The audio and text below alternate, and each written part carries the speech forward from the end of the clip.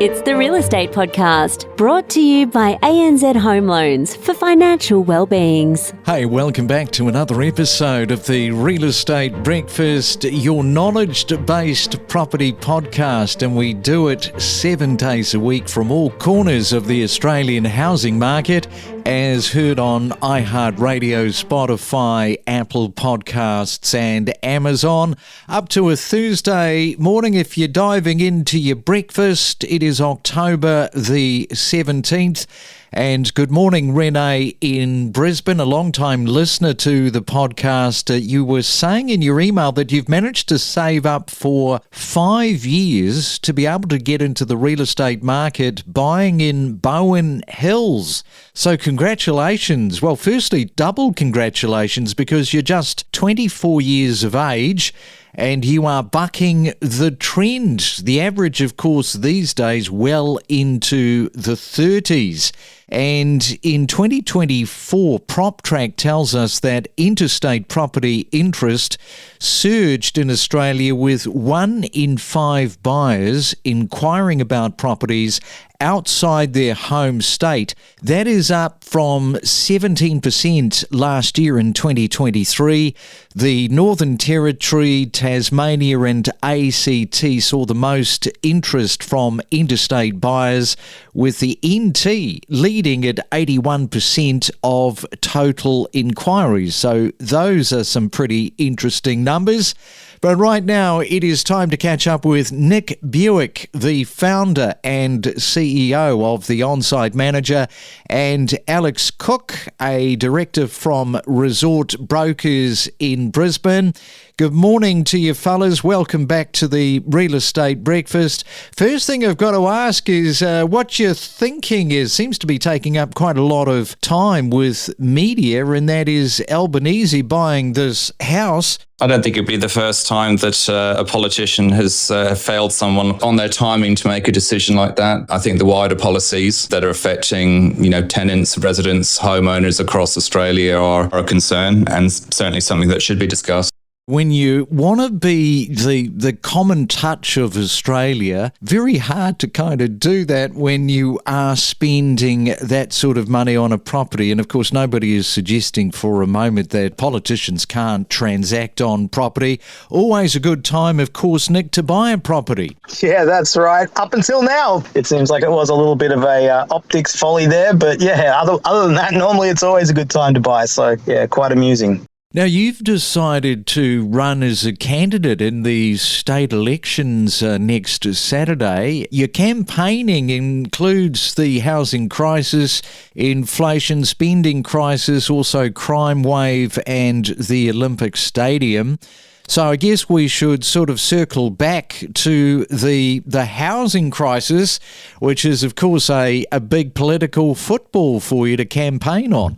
In the last 6 years, we have had a housing crisis. It's been 6 years of rental reforms by the government. We've had 4 ministers in 6 years. The current minister was 26 years old when she came to office, has never owned a house. And of course, when you create a political environment like that, it's no surprise that you end up with a crisis. And that's exactly what we've got. We just don't have enough housing supply, and we've got a government that hasn't done enough to address it. That is the housing supply. How does that all sort of affect the management rights across Australia, particularly, I guess, in Queensland? With such a shortage of housing, and also the amount of spending that the government's engaged in, creating inflation and pushing up interest rates, your typical rental stock getting snapped up by first home buyers and owner-occupiers because it's all they can afford. That has a knock-on effect in that it diminishes the amount of rental supply even further. And that also affects the managers themselves. They're dealing with lower vacancy rates, causing problems for them too. So it's affecting everyone across the board, really. It's not good. And I guess in terms of sentiment, that is really where it's at, isn't it? I mean, that plays such a massive role in the way that people feel about that space. Yeah, so a lot of the press that's been coming out and a lot of the politics, a lot of that's been demonising landlords, and it's also been demonising on-site managers in particularly. A lot of potentially very damaging legislation that Alex in particular went into bat for, and he can tell you more about that side of it. it does tend to result in committees and body corporates being quite misinformed about the role of the manager.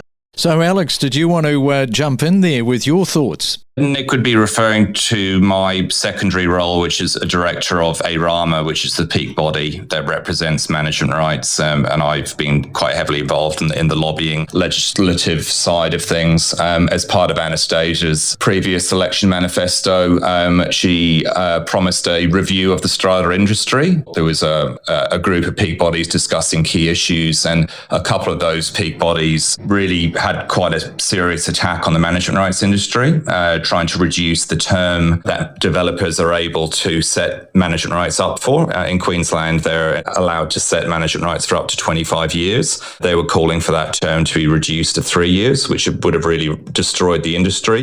All right, so we will come back and talk more management rights and perhaps look at some of the solutions to some of the problems. We'll do that next. Every week we present so much real estate. Powerful, up-to-date news every morning from 6 a.m. Know your property with us on the Real Estate Podcast. Hey, are you one of these people who unfortunately have been affected with this outage from both Westpac and St George, causing a lot of stress?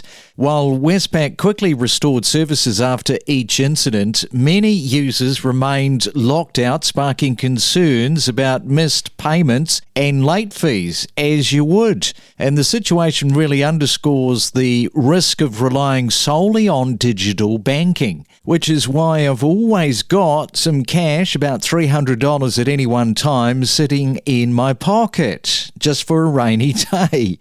And these rainy days, they seem to be happening all too often with internet banking. From buying strategies, a fluctuating market, the importance of data, geographical differences, confidence in the market, rental yields. Stay informed every morning from 6 a.m. And it is a Real Estate Thursday, and we are talking management rights, and we have got Nick and Alex. And Nick, we were just talking about some of the problems that the current industry faces. Of course, there's a myriad of ideas and suggestions from all corners of the commentating spectrum when it comes to solutions. What are those important aspects do you see as a solution perhaps to the problems? The current solution that the government's embarking on is basically socialised housing. So as with everything else they seem to be doing, it's a borrow and spend mentality. They're spending money they don't have. There's a $9 billion shortfall already in the state budget, and they're now engaging in a lot of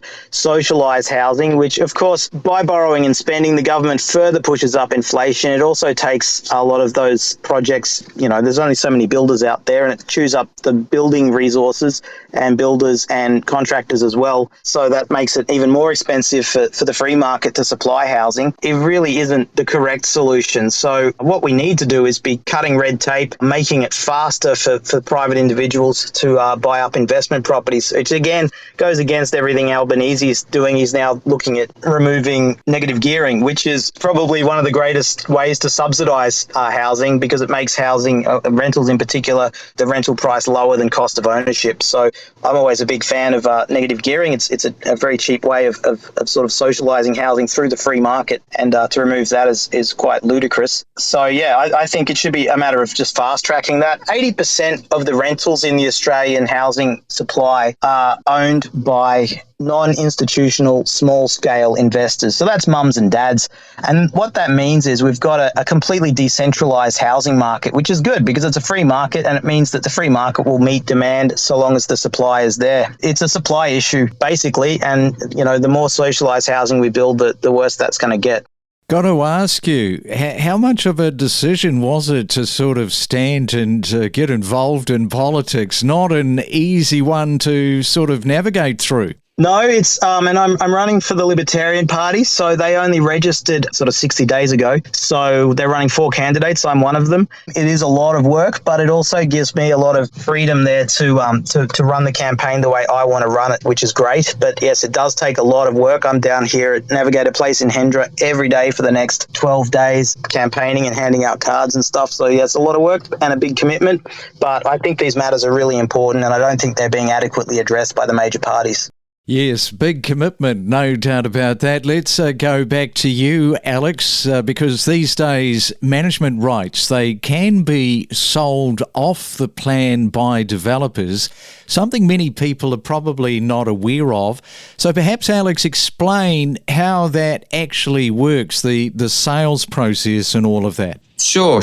And it links nicely into what Nick was just explaining. Essentially we have a supply problem with housing, largely due to cost. Rising costs in Queensland is making it increasingly hard for development projects to stack up. Under Queensland law, developers are allowed to enter new management rights operators into 25-year caretaking and letting agreements. The caretaking provides a salary for conducting caretaking duties around a complex.